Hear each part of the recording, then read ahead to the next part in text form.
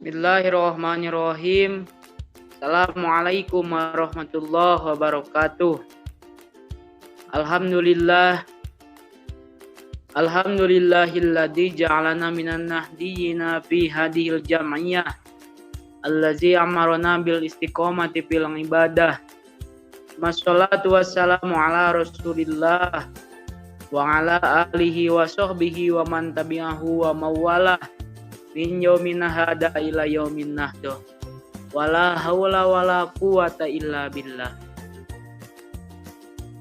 Saya ucapkan selamat berjumpa kembali pada anak-anak siswa MI kelas 3 yang mudah-mudahan kalian selalu ada dalam lindungan Allah dan mendapatkan ilmu yang bermanfaat. Alhamdulillah, dalam kali ini kita dapat berjumpa kembali dalam pertemuan yang ke-8 mungkin. Kita telah masuk ke dalam bab toharoh. Salah satunya kita di sini membahas tentang tayamum. Oke, lanjut. Sekarang masuk ke pengertian tayamum. Tayamum secara bahasa di sini diartikan sebagai al-qasdu, yang berarti bermaksud. Di sini kita bermaksud menggantikan wudu. Sedangkan secara istilah dalam syariat adalah sebuah peribadahan kepada Allah Subhanahu wa taala berupa mengusap wajah dan kedua tangan dengan menggunakan soid yang bersih.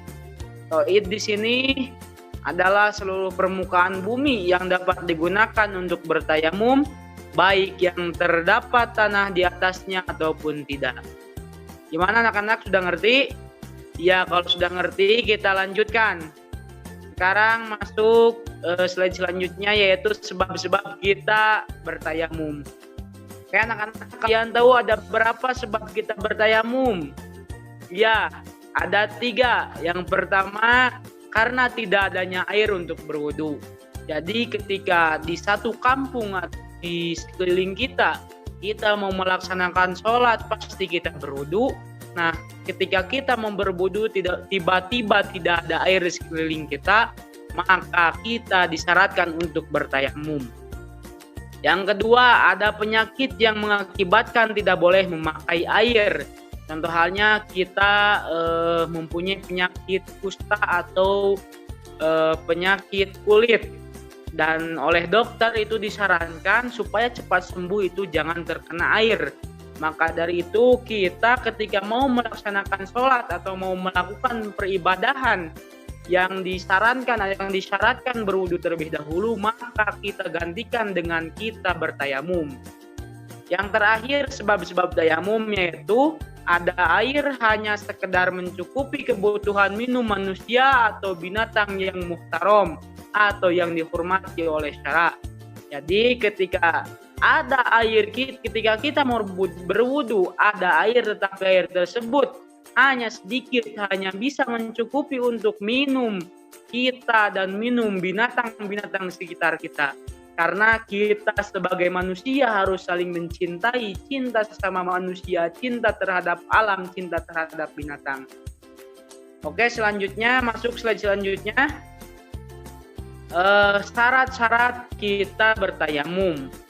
Yang pertama di sini bertayamum dengan tanah. Ya, mengapa dengan tanah? Karena kita kan di sini judulnya tidak ada air, maka digunakan dengan tanah. Yang kedua, menggunakan tanah yang suci dan tidak terkena najis. Yang ketiga, tidak pernah dipakai sebelumnya untuk tayamum yang fardu.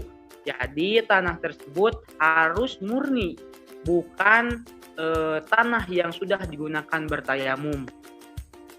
Yang keempat, murni dari campuran yang lain seperti tepung dan seumpamanya. Yang kelima, mengqasdu atau kita berniat berhendak bahwa sepenuh dengan tanah tersebut untuk dijadikan tayamum. Yang keenam, masuk waktu sholat fardu. Jadi ketika kita atau ada suara adzan zuhur ataupun adzan asar, nah kita pas adzan tersebut kita lakukan tayamum untuk kita melakukan sholat tersebut. Yang ketujuh, bertayamum tiap kali sholat fardu tiba. Jadi tayamum itu cuman bisa satu kali untuk satu kali sholat fardu. Tidak bisa kita satu kali tayamum untuk melaksanakan berapa sholat fardu. Yang kedelapan, berhati-hati dan bersungguh-sungguh dalam mencari arah kiblat sebelum mulai tayamum. Jadi kita disyaratkan melakukan tayamum itu harus mengarah ke kiblat. Yang kesembilan, menyapu muka dan dua tangan dengan dua kali mengusap tanah tayamum secara masing-masing terpisah. Dan yang terakhir dari syarat tayamum ini yaitu menghilangkan segala najis di badan terlebih dahulu.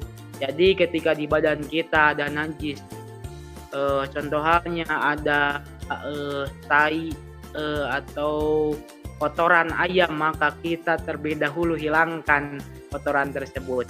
Lanjut slide selanjutnya. Rukun-rukun tayamum. Oke anak-anak, setelah kita tadi mengetahui syarat-syarat tayamum, maka kita masuk ke dalam rukun-rukun tayamum. Di sini rukun tayamum ada 5. Yang pertama, memindahkan debu. Yang kedua, niat. Yang ketiga, mengusap wajah. Yang keempat, mengusap kedua belah tangan sampai siku. Dan yang terakhir yaitu tertib antara dua usapan.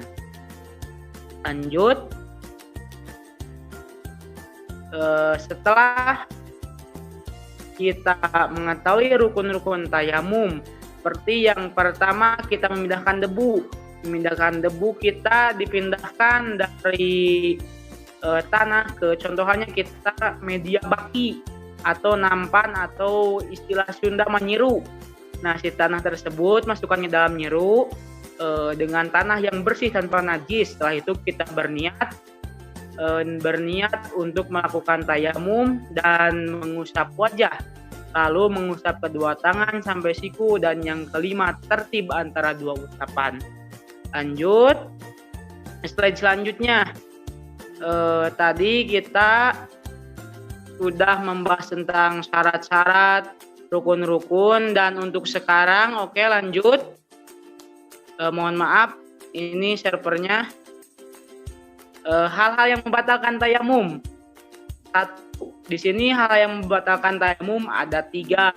Tadi syarat-syaratnya ada 10, rukun-rukunnya ada 5, maka yang membatalkan tayamum itu ada 3. Yang pertama, semua yang membatalkan wudhu. Contohnya kita kentut, maka kan itu batal wudhu. Nah, maka itu juga membatalkan terhadap tayamum. Yang kedua, murtad. Dan yang ketiga, ragu-ragu terdapatnya air apabila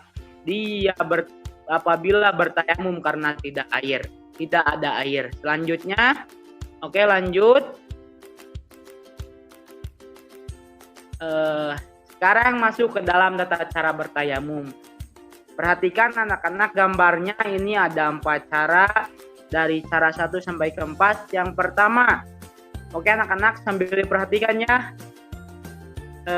Yang pertama, memukulkan telapak tangan ke tanah. Nah, kita memukulkan terlebih dahulu. Lalu yang kedua, mengusapkan. Mohon maaf, sebelum mengusapkan itu kita mengepruk-ngepruk, istilah bahasa Sunda nama dikepruk-kepruk heula gitu. Terus diusapkan telapak tangan tersebut ke wajah, merata, diputar dari atas ke bawah, dari ujung dahi ke ujung dagu. Lalu kita usapkan tangan kita atau tepuk lagi tangan kita ke arah kiri kita. Setelah itu kita ambil lagi tanah di bawah, lalu usapkan tangan kanan dengan tangan kiri dengan merata dari ujung jari ke ujung siku, kembali lagi ke ujung jari. Dan yang keempat yaitu mengusapkan tangan kiri dengan tangan kanan dari ujung jari sampai ujung siku dan kembali lagi ke ujung jari. Nah, itu mungkin anak-anak tentang bab tayamum pada pertemuan ke-8 kali ini. Oke, mungkin dicukupkan sekian dan terima kasih. Mohon maaf atas segala kekurangan, dan mudah-mudahan anak-anak dapat mempraktekkan dalam kehidupan sehari-hari. Wallahul muwaffiq li aqwamit thoriq. Wassalamualaikum warahmatullahi wabarakatuh.